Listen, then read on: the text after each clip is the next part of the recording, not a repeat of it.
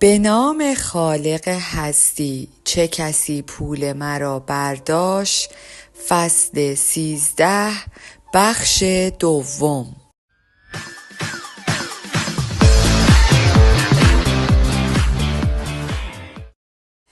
شرکت می توانست با فروش سرمایه‌اش پول نقد به دست آورد و خریداران قادر به خرید اساسیه استفاده شده به قیمت بسیار خوبی بودند. باز هم معامله با افراد مصیبت زده را دوست ندارم. اگرچه ممکن است به کسی کمک کنم، حتی با دادن 1 پنی به آنها، به وجدانتان گوش دهید. این شمایید که صبح در آینه به خودتان نگاه می کنید. راه 4، پیدا کردن سرمایه گذاری بزرگ، تغییر تکنیکی، سیاسی و فرهنگی.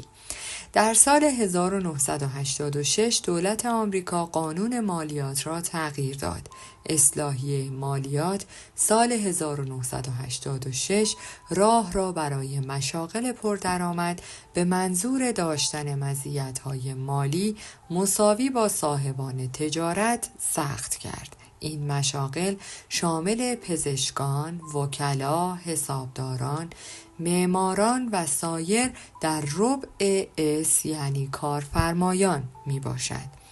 آن تغییر در سقوط بازار سهام در سال 1987 و سقوط بازار املاک در چند سال بعد نقش داشت.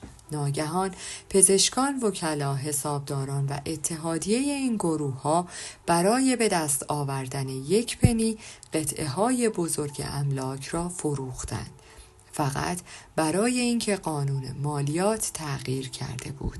قیمت ملک افت کرد زیرا سود مالیات از بین رفت. قیمت ملک تا جایی افت کرد که دولت ایالات متحده مجبور به مداخله شد و کمیته تصمیم گیری را تشکیل داد تا راه‌های فروش املاک میلیارد دلاری برای کسب فقط 1 پنی را پیدا کند. در طی این زمان ترس همه جا بود. خیلی از مردم به جای سرمایه گذاری خود را به چاه می انداختند. در آن موقع من و کیم سخت‌تر کار کردیم تا پول کافی از شغلمان به دست آوریم و بتوانیم این املاک به اصطلاح 1 پنی را از دولت بخریم. این تغییر قانون مالیاتی ساده باعث شد من و کیم از لحاظ مالی به آزادی برسیم. تغییرات روزانه است. امروز بیشتر از قبل تغییرات ساختاری، تکنیکی، سیاسی و فرهنگی وجود دارد. هر تغییر فرصت‌های جدیدی برای سرمایه گذاری و از دست دادن پول می باشد. برخی تغییراتی که می بینم عبارتند از افزایش جمعیت. در سال 2010 بر طبق سرشماری ایالات متحده جمعیت آمریکا 308 میلیون نفر است. چند سال بعد جمعیت به 350 تا 400 میلیون خواهد رسید. اگرچه نمیدانم تروریسم و چین چه تأثیری روی بازار سهام میگذارند، اما مطمئن هستم این افزایش جمعیت آمریکا برای بازار املاک عالی است. اغلب به کسانی که از گرانی املاک شکایت دارند میگویم اگر فکر میکنید ملک امروز گران است پس 10 سال صبر کنید. آیا 20 سال پیش آرزو نداشتید خانه بیشتری بخرید حتی اگر گران بود؟ اگرچه بازار املاک رو به رشد است و 6% در سال سود دارد، اما باعث نمی شود هر ملک قدیمی را بخرید. جمعیت مسن. غرب جمعیتی دارد که به سرعت پیر می شوند و به بازنشستگی می رسند. امروز در خیلی از کشورهای اروپا اعتراضهایی رخ می دهد زیرا دولت دچار کسر نقدی شده و شاید قادر به پرداخت حقوق بازنشستگی نباشد. سن به عنوان یک بدهی. وقتی کودک بودم سن یک سرمایه به شمار می آمد. والدینم می دانستند هرچه مسن‌تر شوند به عنوان یک کارگر ارزشمندتر می شوند. در دنیای امروز هرچه پیرتر شوی به خاطر تغییرات تکنولوژی تنهاتر می شوی. وقتی امروز با مردم صحبت می کنم به آنها می گویم باید مثل ورزشکاران حرفه‌ای که 20 سالگی شروع به فعالیت کردند و 35 سالگی به لحاظ فیزیکی کنار گذاشته می شوند فکر کنید. مشاغلی که کشور را ترک می کنند. سالها پیش مردم نگران این بودند که شغل‌های کارگری یقه آبی‌ها به کشورهای دیگر مثل مکزیک انتقال یابد. امروز مشاغل کارمندی دفتری یقه سفیدها هم در حال انتقال می باشند. چرا؟ چون پرداخت حقوق به یک هندی به مبلغ $30,000 در سال خیلی کمتر از یک آمریکایی است که $300,000 در سال دریافت می کند. این توانایی داشتن کارمندانی که با حقوق پایین تر کار می کنند گرایشی رو به رشد است. افزایش تسلط چینی ها بر دنیای اقتصاد. هرچه که در غرب تولید می شود در چین با قیمت کمتری به تولید می رسد. این تغییر باید به دقت بررسی شود. تروریسم ارزان است و هر جایی اتفاق می افتد. تروریسم امنیت را از بین می برد. اگر امنیت تهدید شود، پول به جای استفاده در سرمایه گذاری ناپدید می شود. جنگ وحشتناک است و تغییرات بزرگی را به همراه دارد.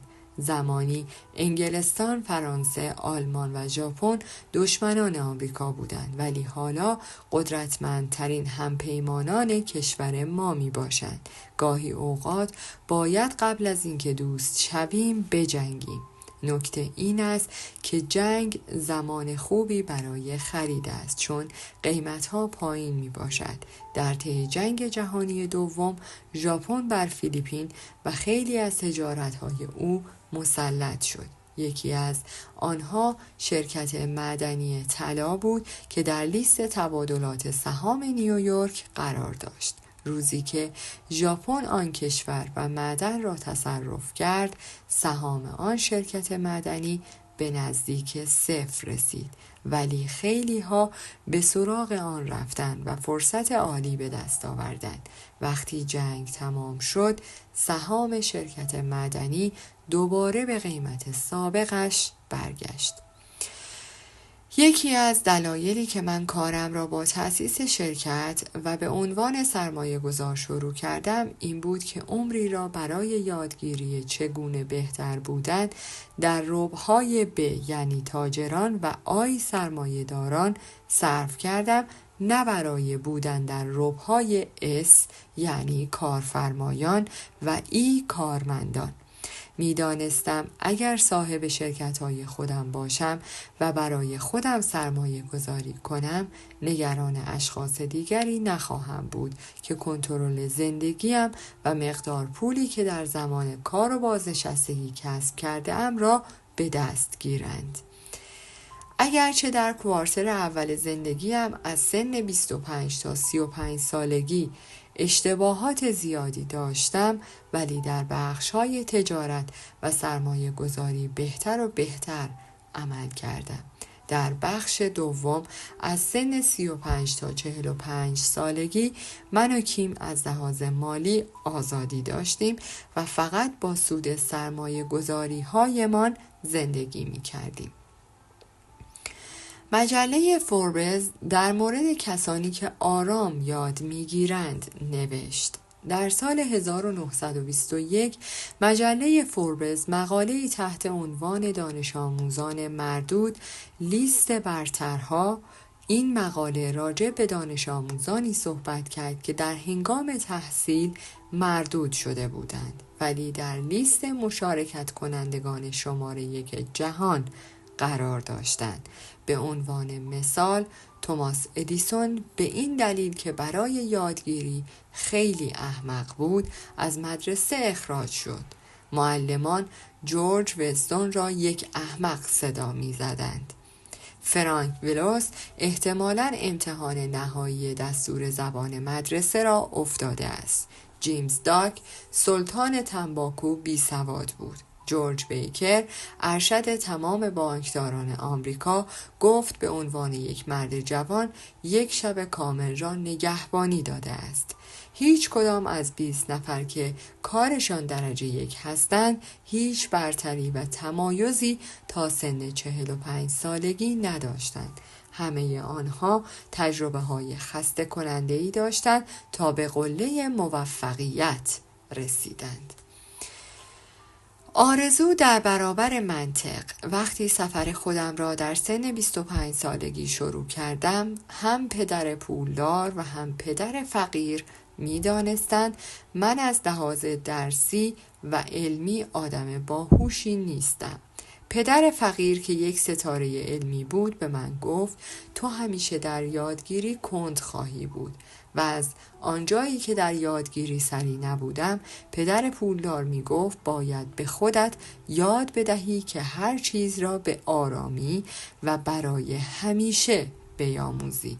این بهترین شانس تو برای پیروزی است. من پرفروشترین کتاب بین المللی خود را در سن 50 سالگی نوشتم. در زمان دبیرستان 2 بار مردود شدم چون در نوشتن ضعیف بودم. حقیقت این است که من امروز کتاب‌های زیادی در لیست بهترین‌های نیویورک تایمز دارم و این اصلاً منطقی نیست. درست بعد از کالج اکثر همکلاسی‌هایم بیشتر از من پول در می آوردند. امروز خیلی بیشتر از همکاران و همکلاسی هایی که بهترین نمره های درسی را می گرفتند و شغل با حقوق بالا داشتند پول در می آورم. زیرا من به آرامی از دروازه ها رد شدم و دیر هنگام در زندگی مالی به موفقیت رسیدم. چون یادگیریم کند است و طول می کشد تا شروع کنم، آموزش ببینم و تجربه لازم را کسب کنم. ولی فقط به وسیله حرکت محکم و آهسته و تسلیم نشدن هرچه بیشتر می خواستم کسب کنم. پس به یادگیری مسائل مالی ادامه دهید. مهم نیست چند ساله هستید و چقدر پول دارید. هر روز که چیز جدید بیاموزید در بازی بهتر عمل خواهید کرد. روش 5: پیدا کردن سرمایه گذاری بزرگ. چرخه 5 10 20. پدر پولدار می گفت بازار سهام به مدت 20 سال بر بازارهای سرمایه گذاری تسلط دارد. وقتی سال 19 برسد امکان سقوط بازار بیشتر می شود. بعد از سقوط بازار سهام برای 10 سال به همان شکل میماند. در طی مدتی که این بازار راکد است، کالاهایی مثل طلا، نقره، نفت و املاک بر دنیای سرمایه گذاری مسلط می شوند و هر 5 سال یک نوع حادثه رخ می دهد. در اوایل زندگیم قدر درس هایی که راجع به چرخه 5 10 20 از پدر پولدار می گرفتم را نمی دانستم. با این وجود از مشاوره هایش پیروی کردم. بین سالهای 1973 تا 1980 در بازار املاک و طلا که اغلب در طبقه سرمایه های سخت قرار دارند سرمایه گذاری کردم. برخی از شما شاید برادران هانت را به یاد آوردید که نقره را به قیمت هر اونس $50 و طلا را به قیمت هر اونس $800 رساندند. درست قبل از سال 1980 بازار کالا سقوط کرد. مطابق پیشگویی ها از سال 1980 تا 2000 بازار سهام بر دنیای سرمایه گذاری مسلط بود. حادثه هر 5 سال هم به نظر درست می رسد. سقوط بازار سهام، شکست مفتضحانه پسنداز و وام، سقوط‌های بازار املاک و حادثه‌های تراژدیک مثل 11 سپتامبر 2001 از جمله رویدادهای هر 5 ساله بود، نه یک گوی شیشه‌ای. دلیل این که پدر پولدار راجع به چرخه 5-10-20 با من حرف میزد این نبود که او گوینده گوی شیشه‌ای یا پیشگو باشد. به این دلیل بود که او میخواست من از تغییرات آگاه باشم. یکی از دلایلی که بیشتر افراد نسل بعد از جنگ از لحاظ مالی در سن بازنشستگی دچار مشکل هستند این است که سرمایه گذاری آنها به جای تبعیت از چرخه 5-10-20 همیشه در بازار سهام باقی میماند. وارون بافت قسمت اعظم سهامش را در سال 1996 فروخت و موقعیت بزرگی در بازار نقره قبل از سال 2000 به دست آورد. نمیدانم آیا او از چرخه 5-10-20 پیروی می کند یا نه، اما الگوی سرمایه گذاری او یک تأیید برای چرخه است.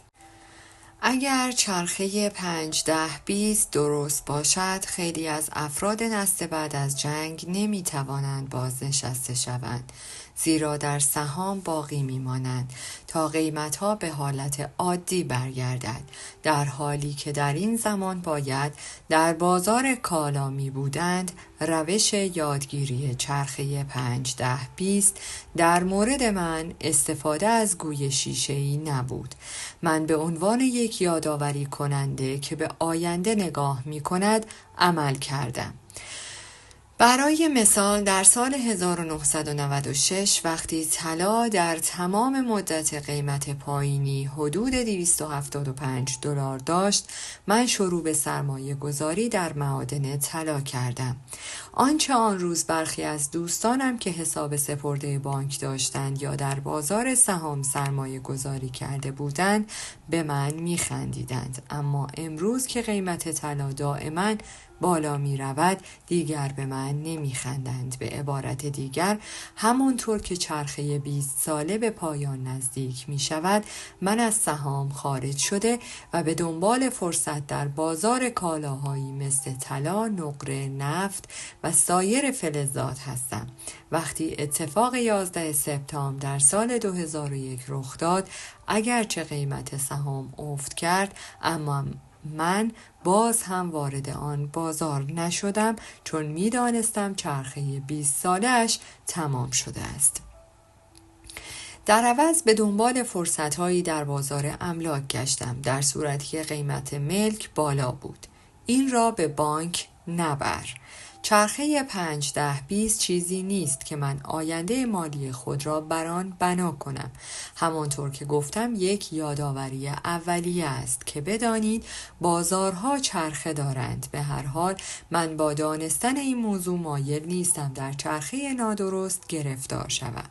یکی از بهترین راه‌ها برای پیدا کردن سرمایه گذاری خوب پیدا کردن زمینه است که در حال حاضر خارج از توجهات باشد، اما به زودی طرفداران زیادی پیدا کند. از آنجایی که عاشق املاک هستم و به آمار رشد مداوم جمعیت آمریکا اعتقاد دارم، به سرمایه گذاری در املاک ادامه خواهم داد. در ژاپن، جایی که نرخ تولد پایین است، از سرمایه گذاری در املاک اجتناب می کنم. ارزش املاک وقتی بالا می رود که مشتاقانی برای اجاره داشته باشد. در کتاب پیشگویی پدر پولدار راجع به احتمال سقوط عظیم بازار سهام در سالهای 2012 تا 20 نوشتم. دلیل این سقوط چرخه 5، 10، 20 نیست، بلکه جمعیت دنیای غرب می باشد. در سال 2016 اولین نسل بعد از جنگ به سن 70 سالگی می رسند و در آن زمان قانونی که برنامه بازنشستگی K401 در آمریکا را خلق کرده است نیاز دارد این نسل از برنامه صرف نظر کند. نتیجه آن فروش گسترده سهام به منظور حمایت از کسانی که صرف نظر کرده اند هنگام پرداخت مالیات‌های معوقه حسابشان است.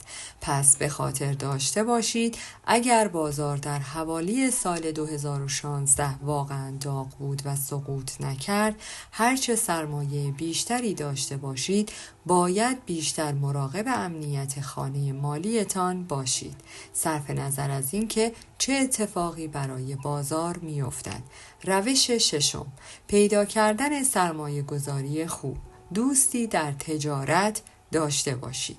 اکثر ما اینقدر بالغ هستیم که بدانیم بهترین سرمایه گذاری ها هرگز تبلیغ نمی شوند. در بیشتر موارد بهترین سرمایه گذاری ها به طور قانونی یا غیر قانونی بین افراد داخل بازار با قیمت های خوب به فروش می رسند. اغلب زمانی که سرمایه گذاران کوچک راجع به سرمایه گذاری های بزرگ چیزی می شنوند، قیمت های آن سرمایه گذاری بالا می رود که باعث می شود این سرمایه گذاری برای سرمایه گذاران کوچک بد باشد.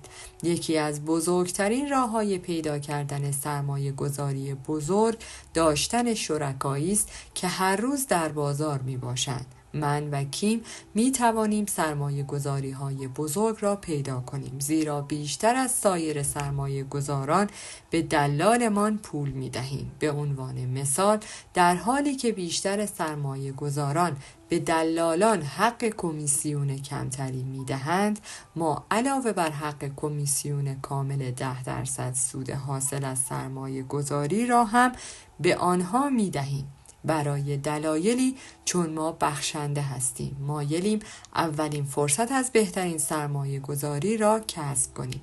ما با داشتن دوستانی در تجارت و شریک کردن آنها در سرمایه گذاریمان توانستیم قبل از اینکه بازار داغ شود چند ملک بخریم. روش هفتم، برای پیدا کردن سرمایه گذاری بزرگ پول بیشتری بپردازید. در اوایل سال 2003 یک دلال املاک سراغ من و کیم آمد و از ما پرسید آیا حاضر به فروش یکی از املاکمان هستیم یا نه. پاسخ من این بود اگرچه ما قصد فروش ملکمان را نداریم، اما هر چیزی قیمتی دارد.